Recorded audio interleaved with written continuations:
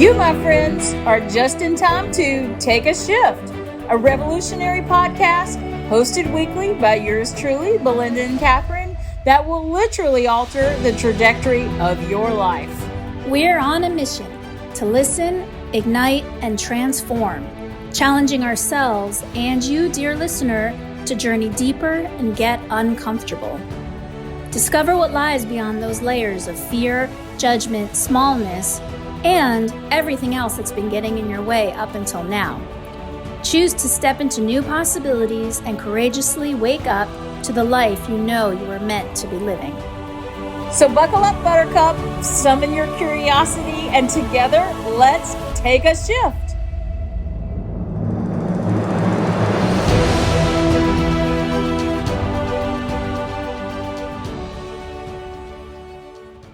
Hi, dear listeners. Thank you for joining us. Mid-April, I'm here with my soul sister, Catherine. Hi, Catherine. Hello, loves. Hi. And this week, we thought we would lighten things up a little bit, take advantage of a beautiful woman who has agreed to be our guest for today, Erica Lemke-Pembroke.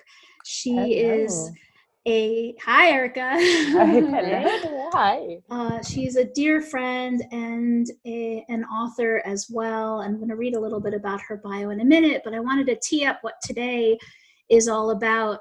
Anyone who knows me well knows that one of my all-time favorite books is Love in the Time of Cholera. And I couldn't help but give a little giggle when I thought, we're going to do a podcast on love, sex, and intimacy in the time of COVID-19. So here we are, and we are with Erica, who I would say is a love, sex, and intimacy expert. And we're so excited to have you. Just to tell everyone a little bit about Erica, she has a master's degree in community counseling with a concentration in marriage and family therapy. She has a bachelor's degree in kinesiology and a certificate in gerontology. She works with clients from a holistic perspective, guiding them to connect with themselves, body, mind, and soul. Do I even say more? Do we just jump in? I think this is plenty. I think it's so juicy. I can't wait. So juicy. And I will add that Erica's book, Feel Sexy Again, was published last year. So Erica, I would love, because I don't think Catherine knows this story, but I would love for you to just take us a little bit about your experience writing the book, in particular the story of the pink wig, because I think that really sets up a lot of what you are about in terms of embodying sex, love, and intimacy. Oh, well, thank you, Belinda. And it's such a pleasure, Catherine. Such a pleasure to be here. So thank you both so much. I feel like I have big shoes to fill. So thank you. So I wrote, this book, Feel Sexy Again, last year. And, it really came about. It's so hard because now it's like, it's been out for a while. It's like, I need to get back and reread what I've written because after a while, it's like, I did go through all of this stuff that I think sometimes I take for granted a little bit. And it's nice to kind of just be reminded of the journey. I mean, then we all have a journey that we've been on, but it's so nice to be able to look back and see, the good, the bad, and the in-between, right? Because that's what brought us to today. Mm-hmm. And, Feel Sexy Again really came about. I was going through a lot of major life transitions. And I would say everything save divorce. And I would say divorce is probably on the table, even at that point as well. And I was in my late 40s. I just turned 50 yesterday. And Happy birthday! Happy birthday! Thank you. I'm ready. Bring it on. 50. I am ready. I'm just like full speed ahead, man. I'm just jumping in. I can't wait. But I was really, everything. My teenage daughter was off the rails. My father was dying, and I was going out of state to go back and forth to help take care of him. We had financial difficulties. My son has an autoimmune disease, and he was in the hospital. I was not taking care of myself. I was drinking too much and not exercising and eating like shit, and like everything was just feeling like I was going down a hole. and didn't know if I could get out. And, it's one of those, it sounds very trite, but it's like the eat, pray, love moment where I was literally on my fucking floor. And if you have to, bleep the word, I'm sorry. But I was in just such a state of like, what do I do? I'm falling apart and I don't know how to get out of this. And just something inside of me said, get your ass off the floor and you need to find a new way to start your life. And I really did. And it actually led me to getting on a very amazing health regimen and found out that I had really low testosterone. So I actually started on bioidentical hormone replacement therapy. And once I did that, I swear to God, within a month or less, I was writing this book. And I didn't quite know what I wanted to write about, but I knew that I lost myself along the way. And I lost that sense of sexiness and just connecting with my sensuality and my spirit. And so I wanted to write about my experience to maybe help other women just to see, like, we get into these spaces sometimes where we don't think we have a way out and we feel like just completely lost and not in control of anything. And what I realize is that, if I have any control, it's what I can do. It's my actions and my thoughts. And so that's the journey that I started on. And the pink wig moment that Belinda's referring to is through this process, I had always kind of had this alter ego that was kind of latent and kind of, she was there, but she was very quiet. And I just remember one day I was living in California. My kids were really little, and I went into the shop, and I think it was for a Halloween costume or something. I can't remember, but I picked out this cute little hot pink page boy wig. And I swear to you, I put this thing on and I felt like I could do anything. I could be the sexy woman walking down the street in stilettos and fishnets if I wanted to. And it totally transformed the way that I saw myself. And it really took me on a journey and her name, she actually has a name. Her name is Cherry Luminary. And I call her my diva. And Cherry has completely, and this is I was probably in my early 30s back then.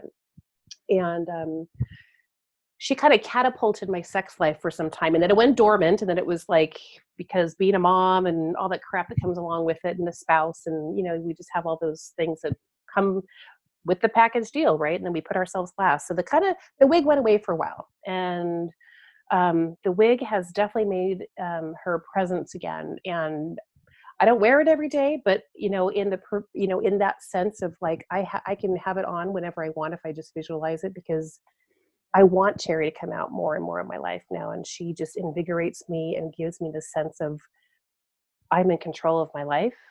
I love my life.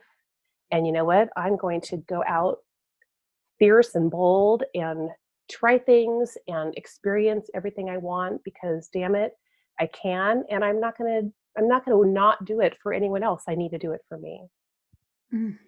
So that's where I am, in a long-winded story, but that's where I am now. I love it. I never thought of like the word sexy, like you mentioned, like sexy and feeling in control of your life. Like I never really thought about it that way before, but as you were sharing, I was thinking, when I go out in the world and I see someone, I think that like they're really sexy. And then, the next thought I have is like, they're really embodying their body, like they're really present. And then, this feeling like when you're really in your body and you're feeling that anything is possible, like you feel this kind of empowerment. That's kind of the sense that I get as you're talking. It's very sexy.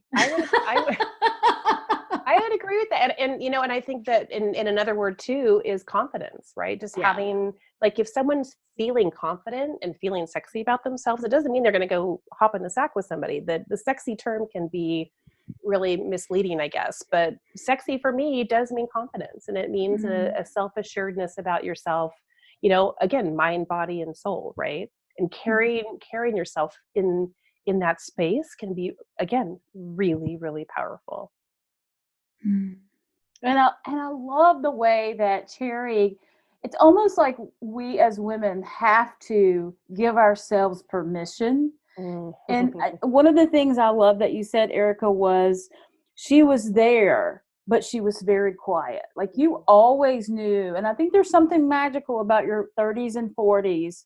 Welcome to the 50s. But, you know, 'cause I've been in that club for a while. But there's something very magical about waking up in your 30s and your 40s and finding your voice and always knowing it's there, because of course it is.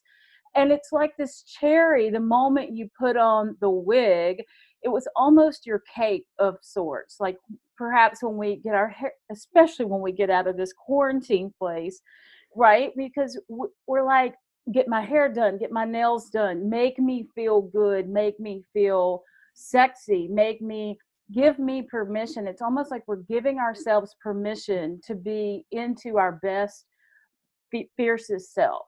And I love that wig for you, because we all have our own, you know, pink wigs to say, you know, we just have to give ourselves permission to be open to that. Oh, I love that so much. And you're so right on with that. And I think also, you know, as I'm now 50, like I can actually say I am now 50. Kind of leading up to the you know, kind of mid 40s and late 40s, there was a shift for me too.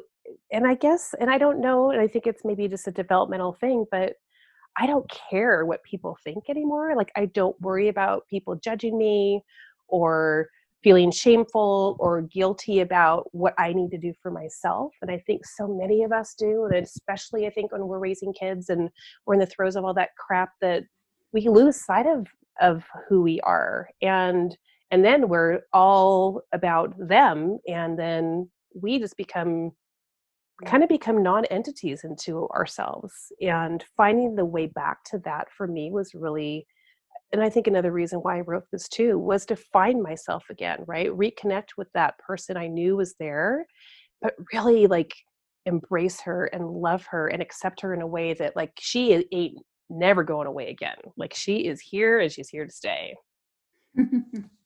So here's my question as a mom to two 13-year-olds, and you know, who downsized her home last year and is living in 1,200 square feet in downtown Portland with a family of 4.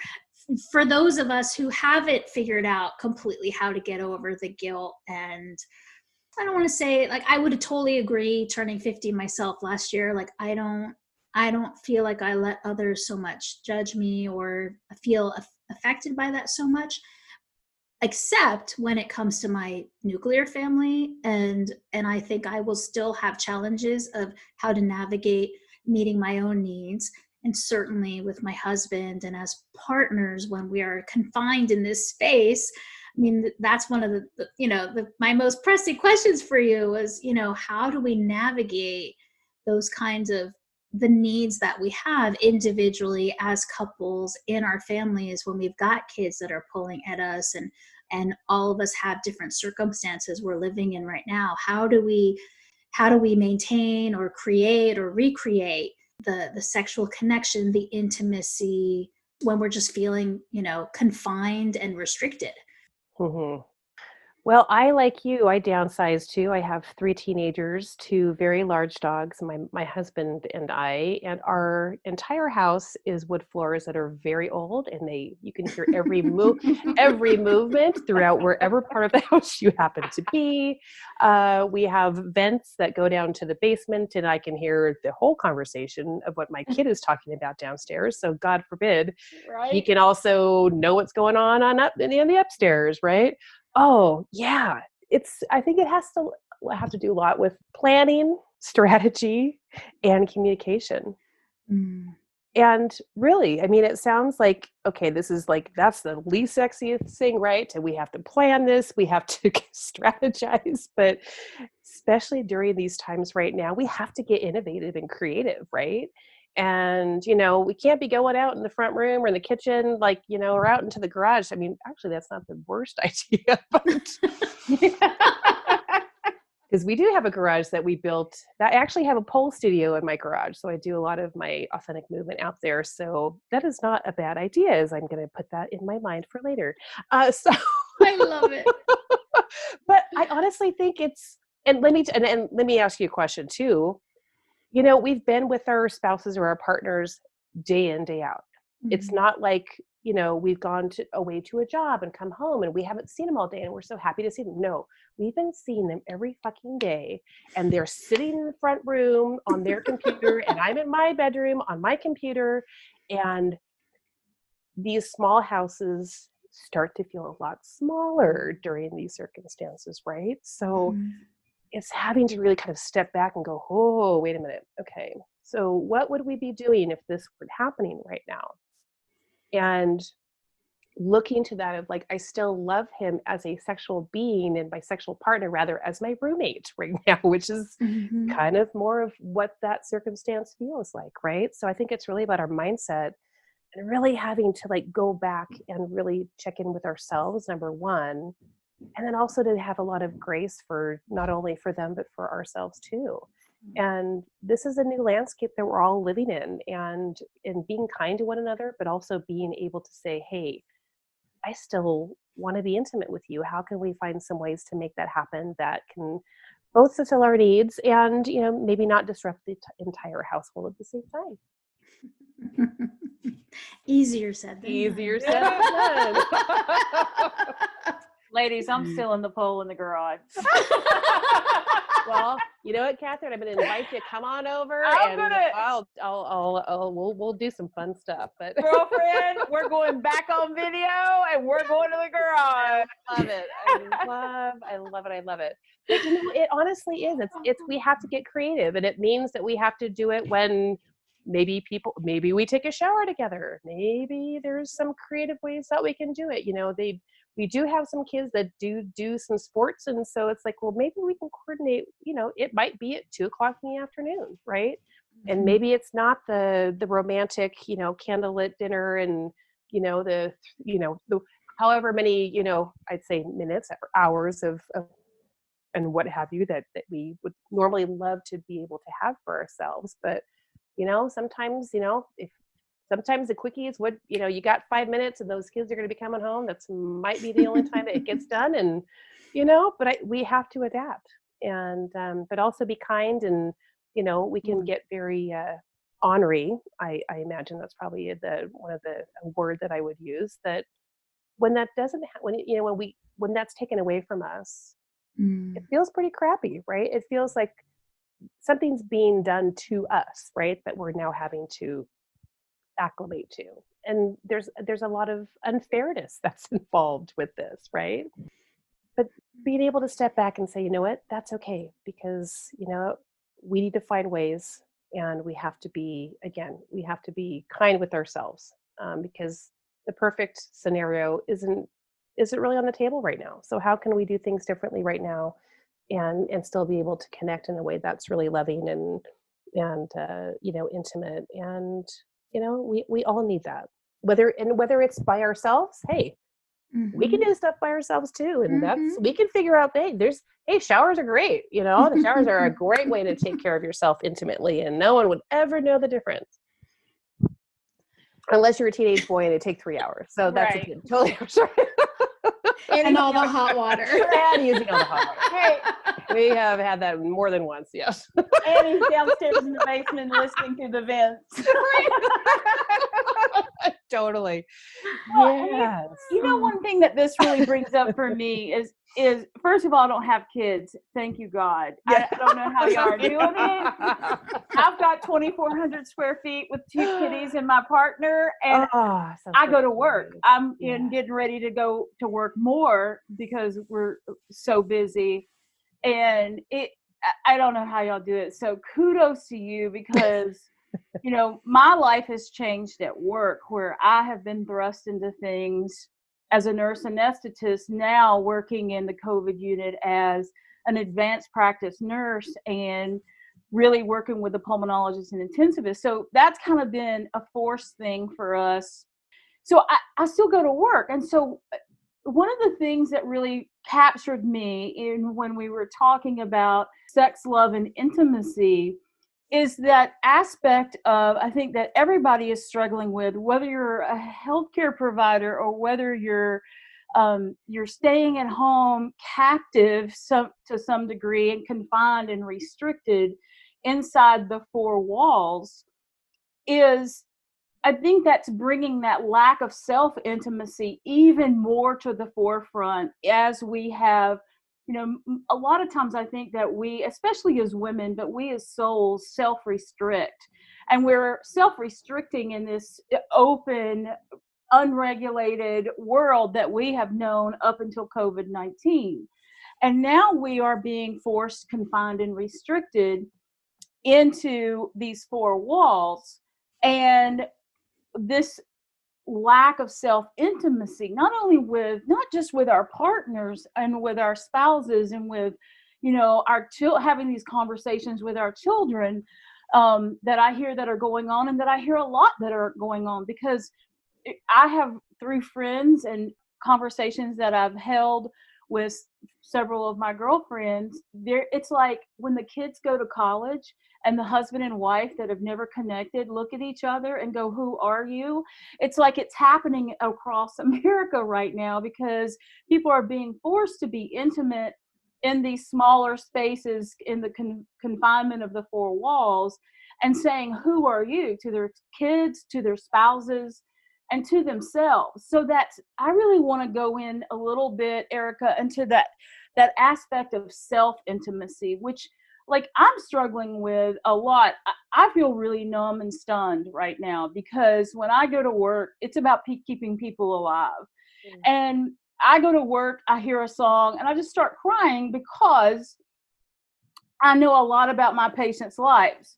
I know a lot about trying to keep people alive right now, and then having the thoughts of, you want to stay alive yourself, and you're sitting in the COVID unit. So, like there's this aspect for me and every other healthcare worker, whether you're at a hospital emptying the trash, or whether you're a doctor on the front lines, or sitting in the ED not knowing what you're going to get through the door, or being a nurse anesthetist, whatever your role is, that nobody is having, I'm finding, these intimate moments with themselves in this pandemic epidemic of fear, of strain, stress, and I really want to go back to the self-intimacy and that grace that you talked about.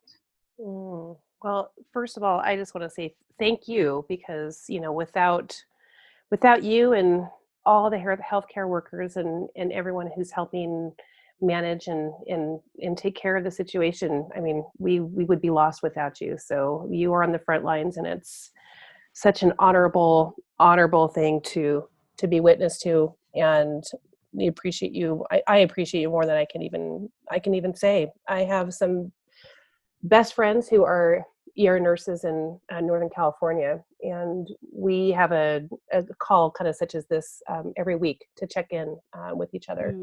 Usually it's over whiskey. It's a whiskey and wine, or BYOB, but it's usually some type of beverage. And my question for them too is like, okay, how was today? How are you doing through all of this? Because you said it right. I mean, the lack of self-intimacy in this time is rampant. And you said stress, anxiety, all of these things that are heightened now to such a degree that it's in this world right now in which we live, we've never experienced anything like this. So this unknown part of it, and really the reality of the fact that you're putting your lives at risk and seeing this so much up front, is how do you find time, or how the hell would you want to find time to be intimate with yourself, right?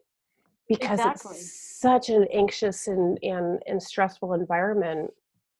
They've all said the same thing to me. And I think what I can speak to is the fact that having our humanity is at risk right now, right? And what does that mean if we are kind of become these kind of empty, we talked about the empty container, but clearly, like, truly, like, being an empty container where you're just like, you're numb all the time, right? And you don't even know, in a sense, who you are anymore.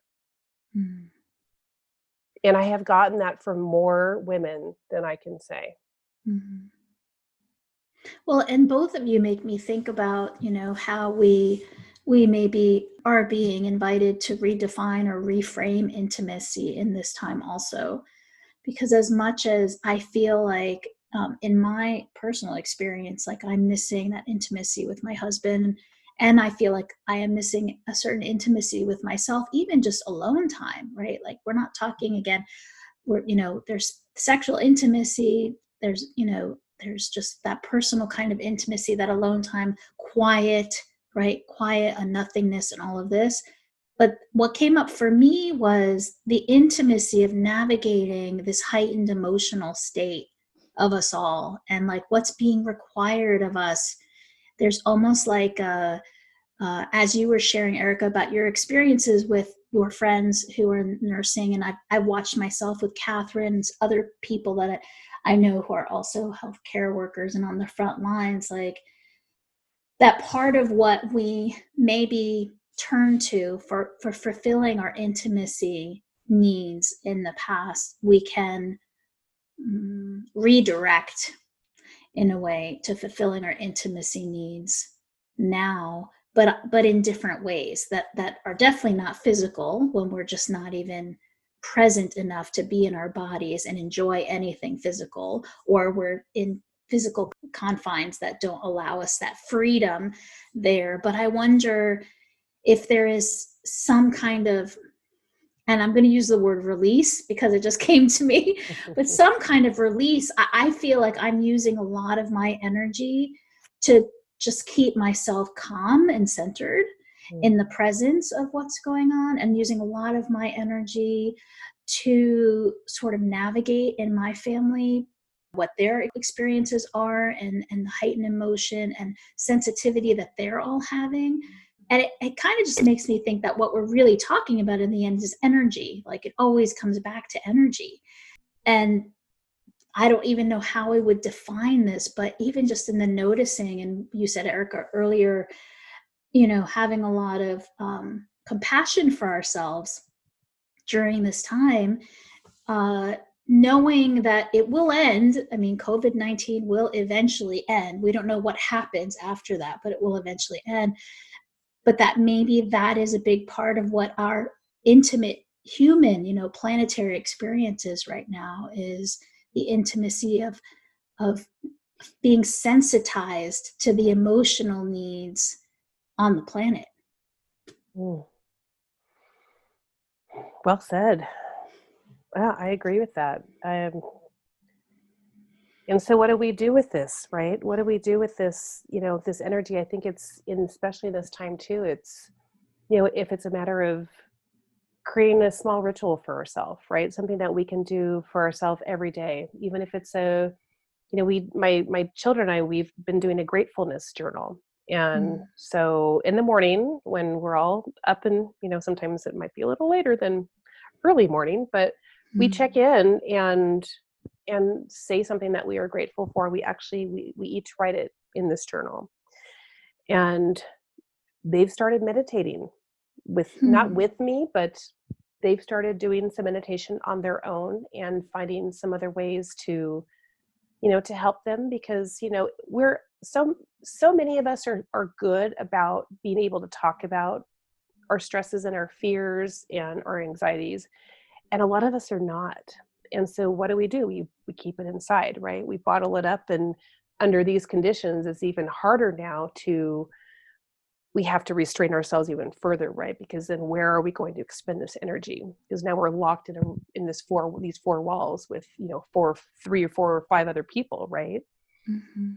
So it's a matter of being able to really be able to have that expression, also to be able to voice it, I think is really important.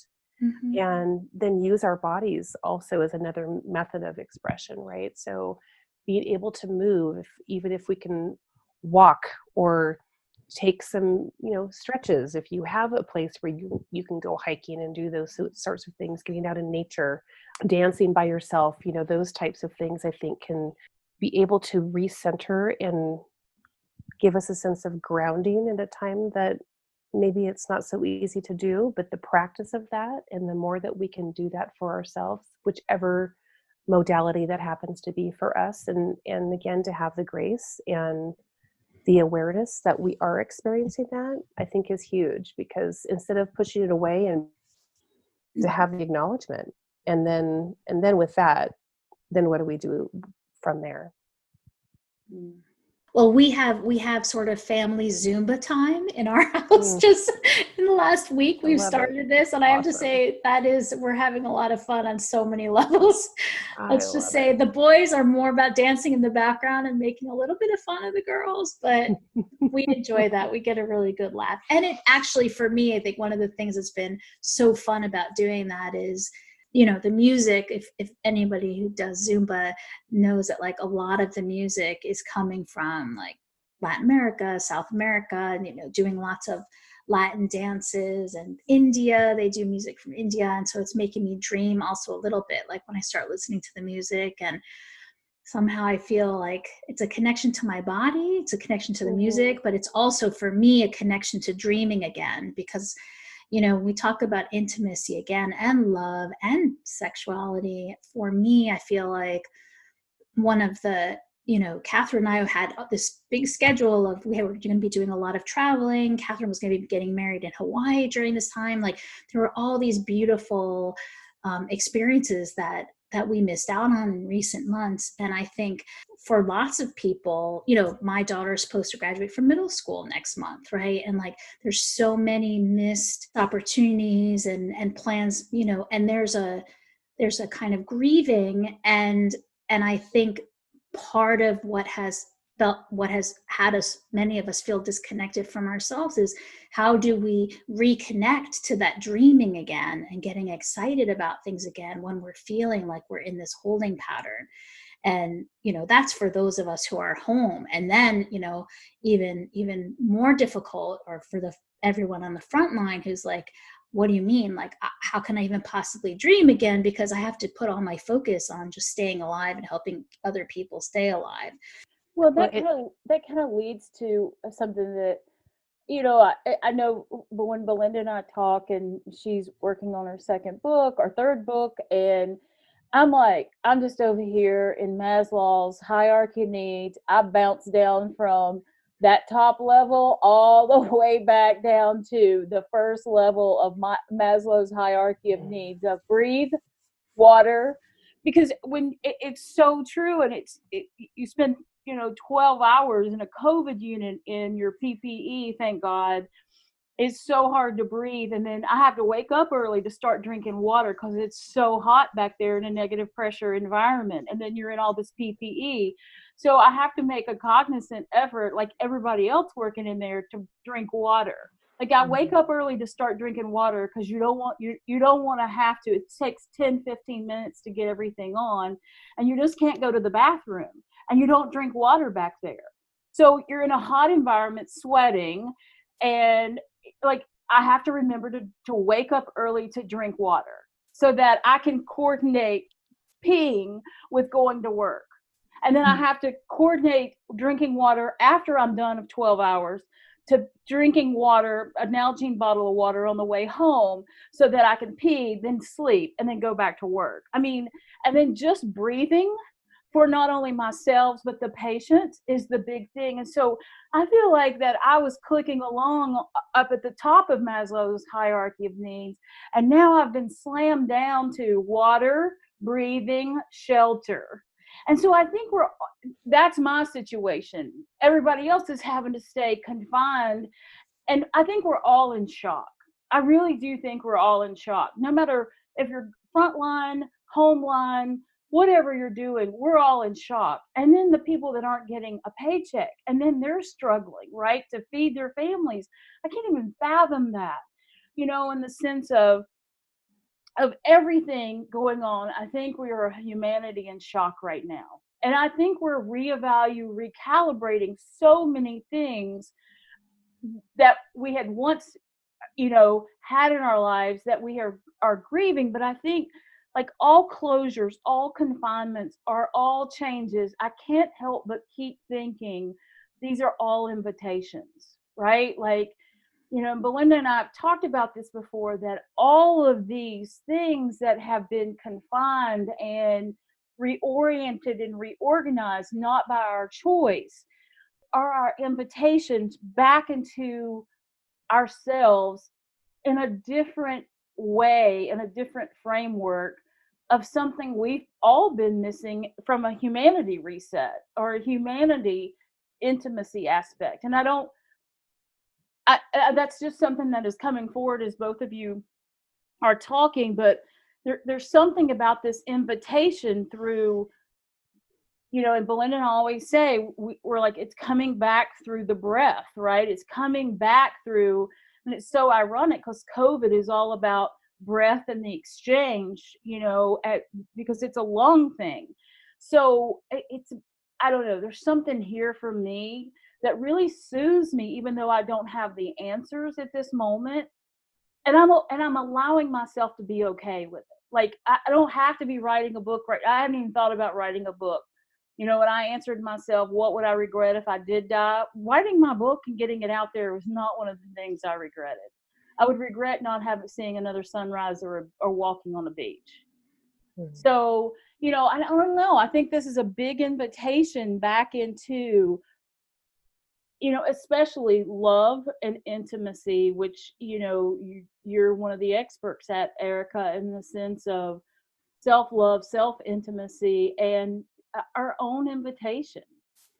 You both speak so eloquently, and two things that came to mind, Belinda, when you spoke, was about grieving, and Catherine about self-identity. And I think what we're experiencing right now is the fact that none of us are the same people we were before, and we will never be, right? So it's having to essentially grieve that person of who we were, and now it's, well, who are we now, and who are we becoming? And I think part of, Catherine, I really liked what you said, because I think there is a lot of beauty in what's happening as well.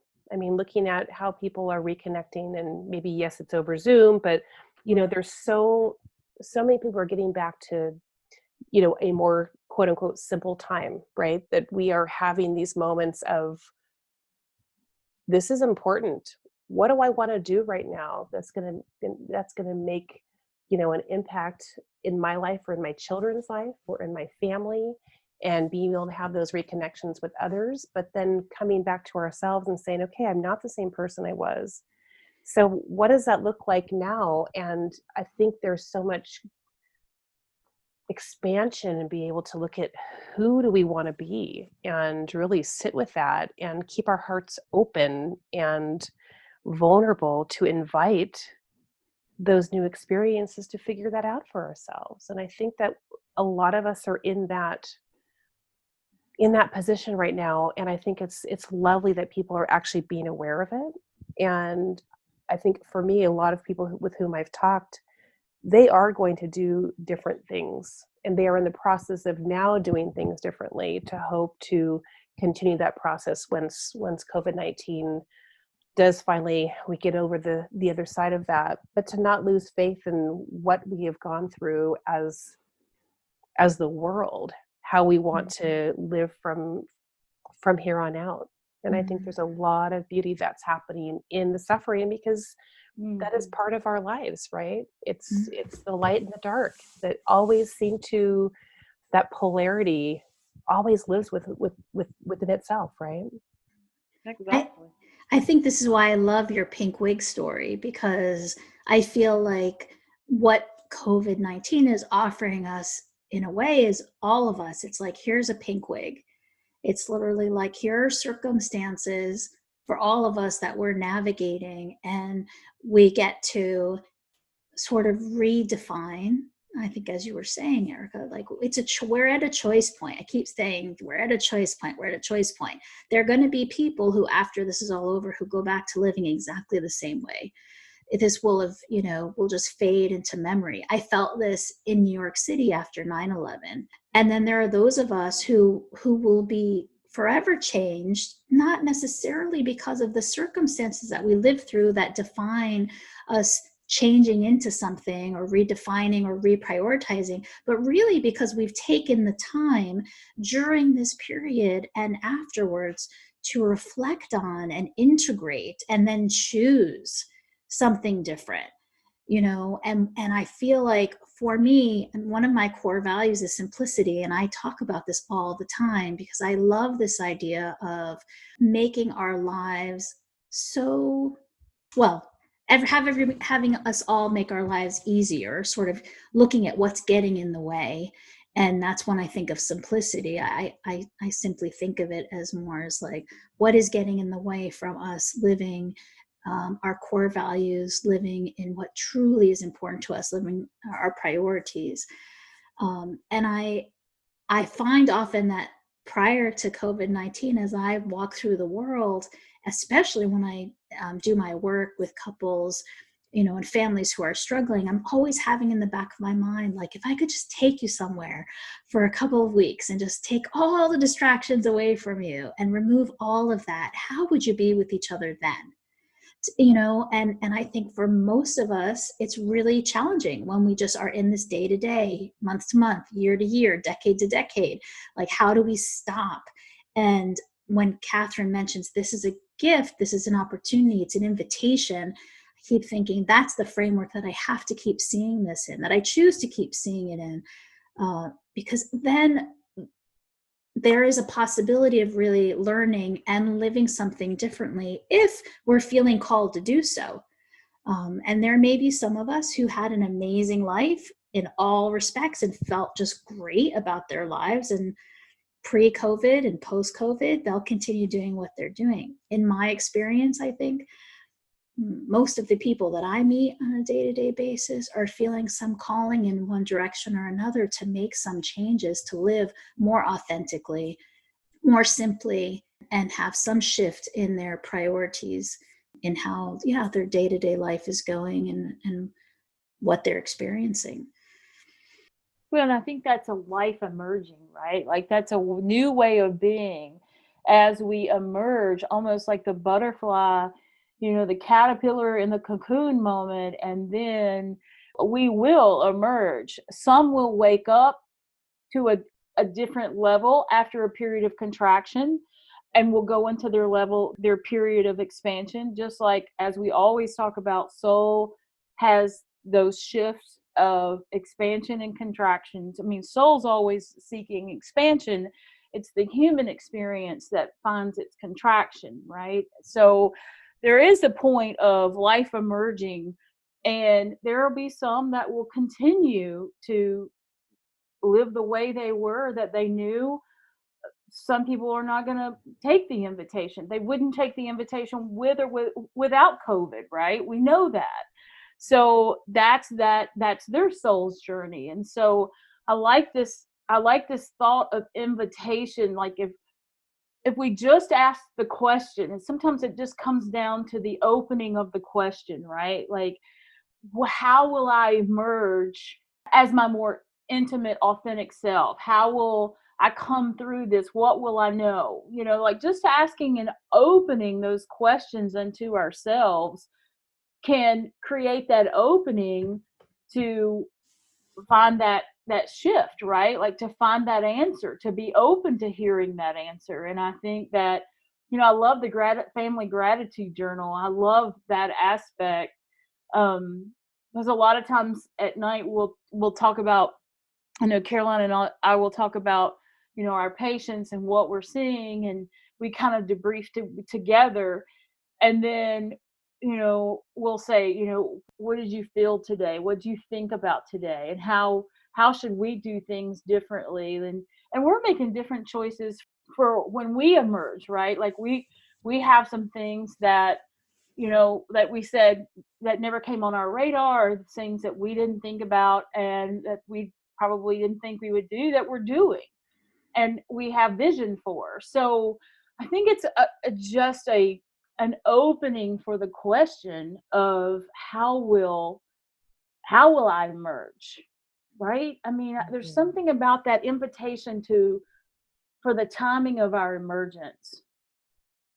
Well, and I love that, this invitation, like you said, and Belinda, you said it too.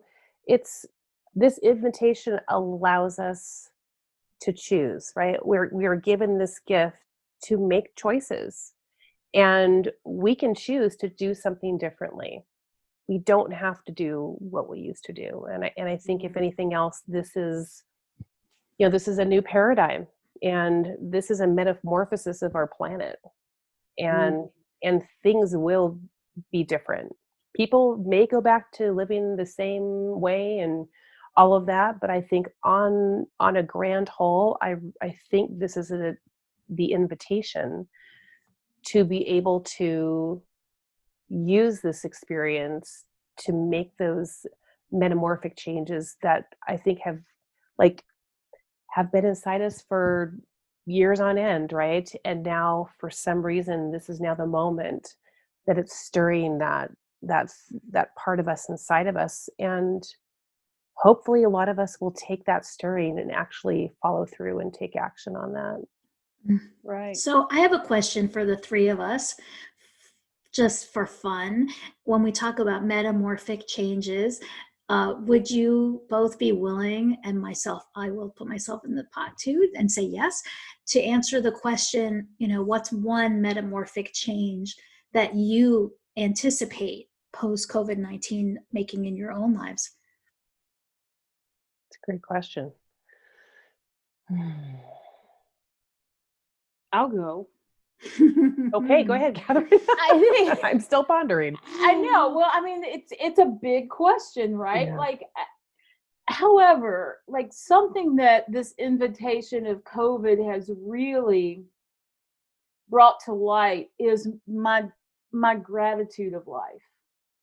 I don't want to lose that. I don't want to lose my gratitude of being able to love my job, no matter that I'm working with, one of the deadliest viruses on the planet right now, no matter what I'm seeing. And we're seeing a lot of miracles too. So that is just, I know when I went to work Friday night, when I came to work Saturday night, after we'd coded a patient for hours, and they were still there when I came back Saturday night, I just was bawling. I was crying walking into the unit in such joy that they were fighting so hard, because I was like, I'm telling them in their ear. We talk to our patients and we're like, keep fighting. Your family needs you. Your kids need you. We do video conferences so the families can, the patient can hear their family's voice. And so I just have this gratitude for living life. I guess because I'm seeing what I'm seeing, and I don't want to lose that. It's so sweet. It's so yummy to me. And I watch these patients fight. They don't even they're, ventilated and paralyzed and sedated beyond. So I know they can hear us. I know that their energy is in that room, in that bed. And there's this spiritual side to me inside that unit. There's this big push for life inside of that unit. And we have prayer cloths that people have knitted, and we have them on our patients. We have rosaries with our patients. We have, we're bringing spirit and medicine and hope and love and everything else into that bed with that patient like never before. We're so cognizant of it, and it's so beautiful to witness at this level.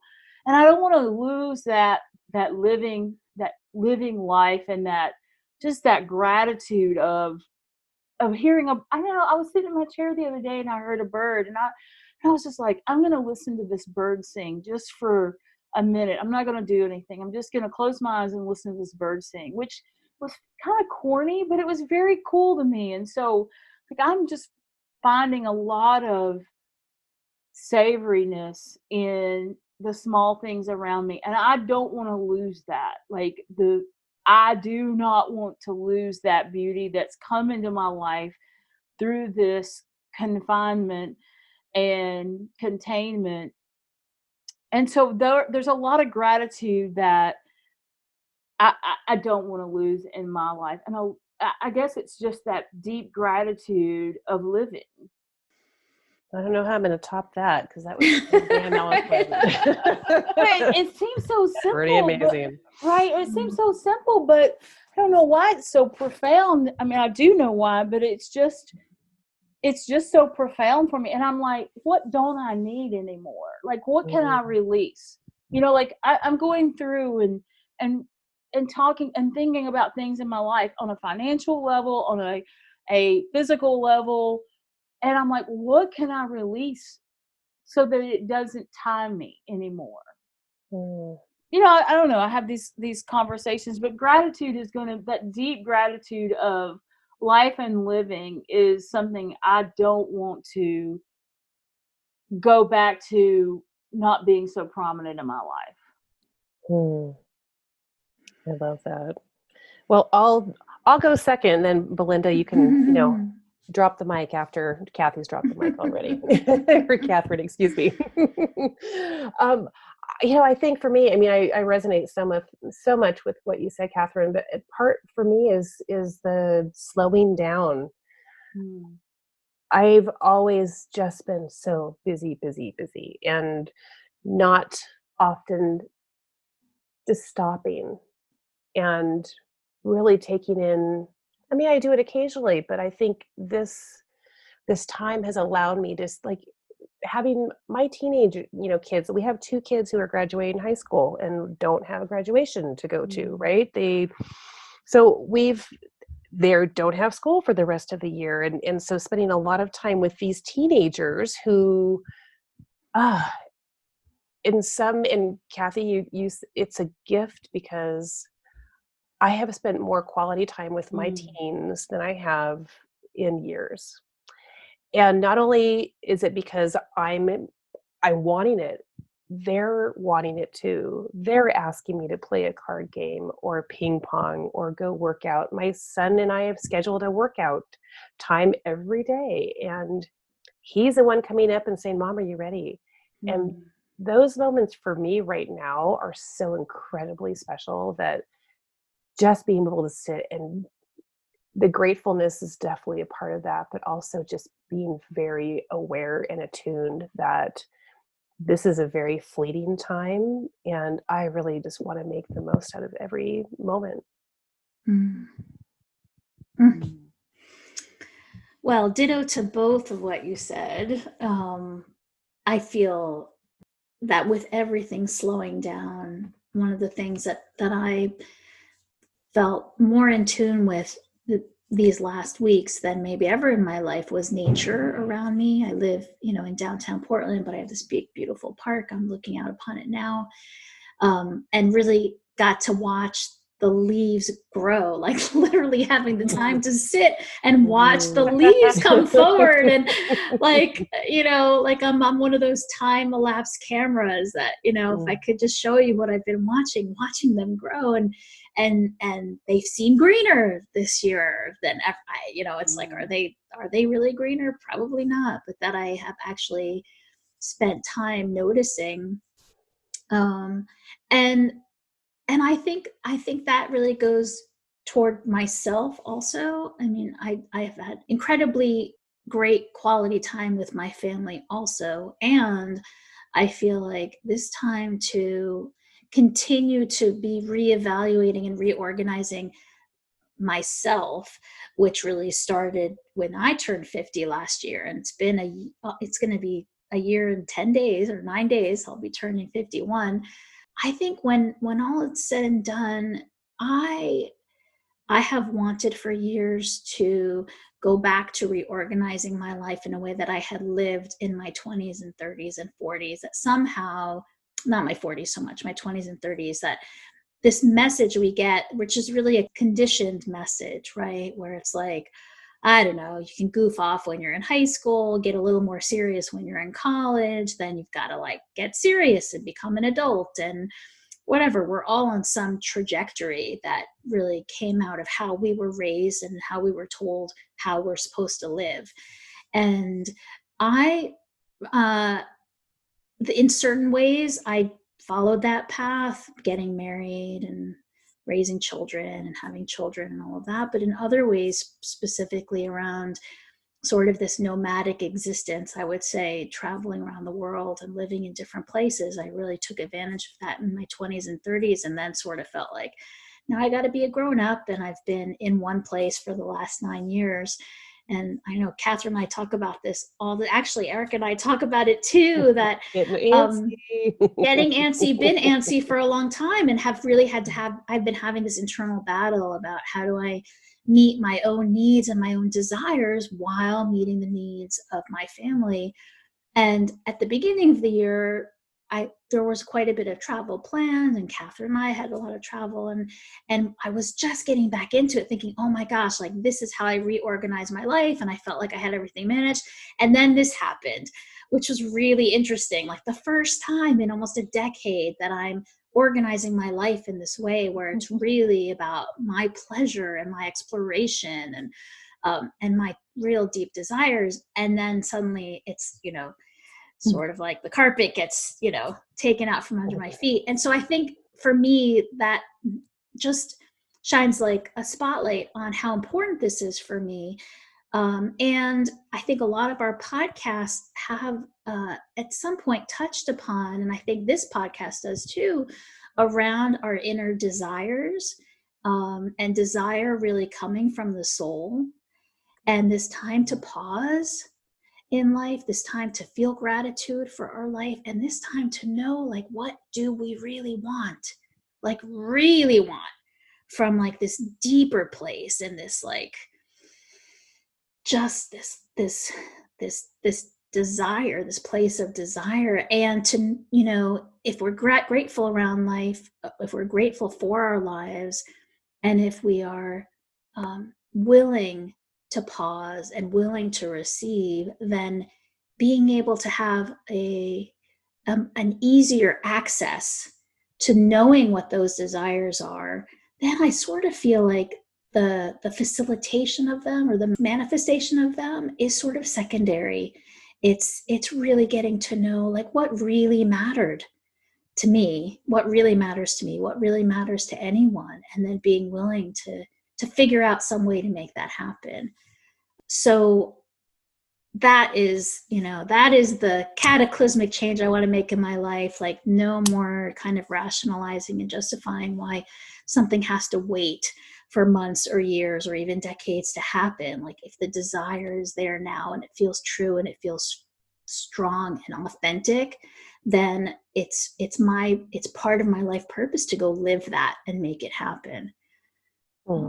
Belinda, to piggyback on that too, when you talk about that, it just, like, my whole body is tingling right now, because that desire, I think, so much comes back to us finding that sense of the connection with ourselves, right? Mm-hmm. And whoever else is in our circles of love and community, it comes back to, how are we connecting to ourselves? Because that's the core, that's the crux of all of every other relationship that we have. It comes back to us. And I love what you said, because if we could only, like, if every person could just hear that and really listen innately to their intuition, and really, like, be mindful about what that means and what their desires are, then can you imagine the beauty? And just, I'm just like, I would be in awe, because I think that there would be so much magic that would happen in the world if people could really distill down these very, really basic, I guess in some level, very basic desires. I love to say that's part of Maslow's hierarchy of needs too, right? Is to put this in the mix of, is it self-actualization, right? Is at the top of the pyramid, right? But to be able to have this experience where you sit and really discern, what matters to me? What is my desire? And really, how do I wish to authentically live in this world? If people could really answer that question really truthfully for themselves, I can just imagine what this world would be. So thank you for that, because I feel like I'm on that same path right now, to really exploring that for myself. And just very quickly, I've realized something about myself. I've been a very practical person my entire life. Have never ascribed to, I've been spiritual, but not religious, but I've always been, like, interested in the woo, kind of the woo-woo, mystical, ethereal, all that yummy stuff that I'm like, I wish you could see me right now, because I'm like, I've got my hands and I'm trying to touch it. It's like that, it's that essence of something that's there, but I can't see it, but I can feel it, and my body can like resonate with that. So I'm on a path of being able to be more of like opening my heart and my spirit and my soul to these experiences that I know I've had, and I've pushed them away for whatever reason, because I feel like, ooh, I'm not supposed to do that.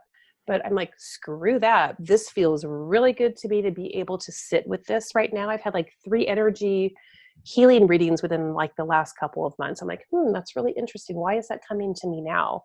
And everyone was just like, I was blown away. I was blown away with the knowledge and the feeling of, oh my gosh, I have this inside me. This is something that I have to explore. And if people think I'm weird, screw them. I don't care, because this is something that feels really good and authentic, and I want more. I want more and more and more. Well, we're all about the woo here, right, Catherine? I love it. Well, there was a reason that we met. You can bring your woo here anytime. We're all about the woo. You can park your woo right here.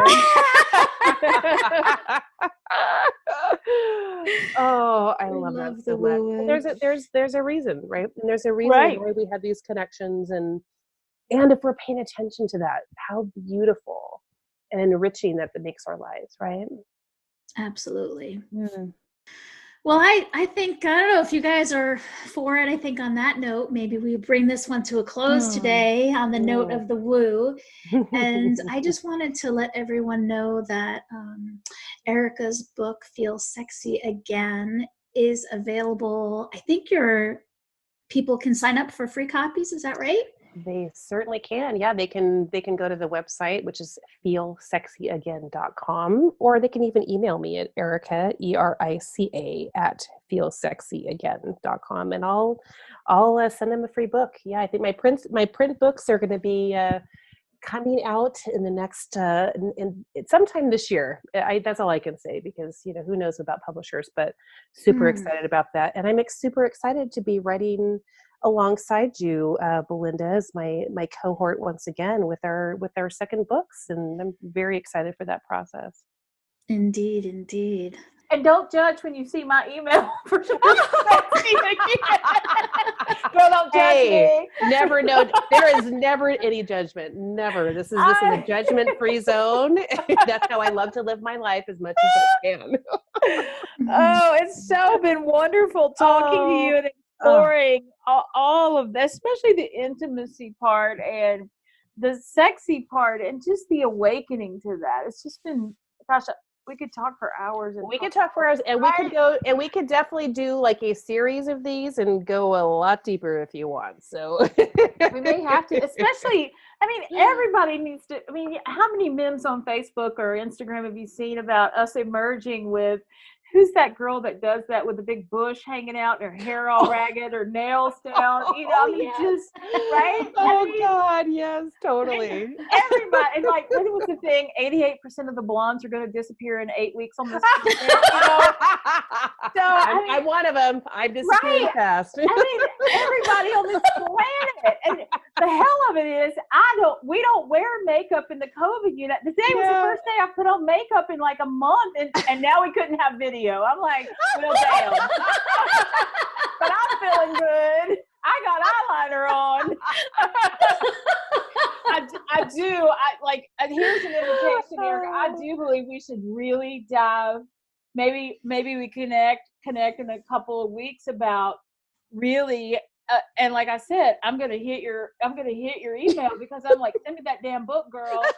So I love it, because that's gonna be so crucial as we emerge looking like we look. Yeah, like we do. I love that. Hey, beauty is in the eye of the beholder, and it's gonna. But damn it, give me a pink wig now. Oh, how lovely. Oh, ladies, it is an absolute Ah, pleasure. Thank you so much for inviting me. This has been so much fun. It has. Thank you Thank so you. much. And thank you to everybody Mm. listening. You can find us on takeashiftnow.com, and we will speak with you next week. Thank you, Love ladies. you. Love you. Love you. Bye. Bye. Thank you for listening to this episode of Take a Shift, a part of Mental Health News Radio Network. We are so grateful for your time and presence. Always remember, you're just one shift away from a better feeling day in your life. Until next time, remember to listen, ignite, and transform. Much love from us to you.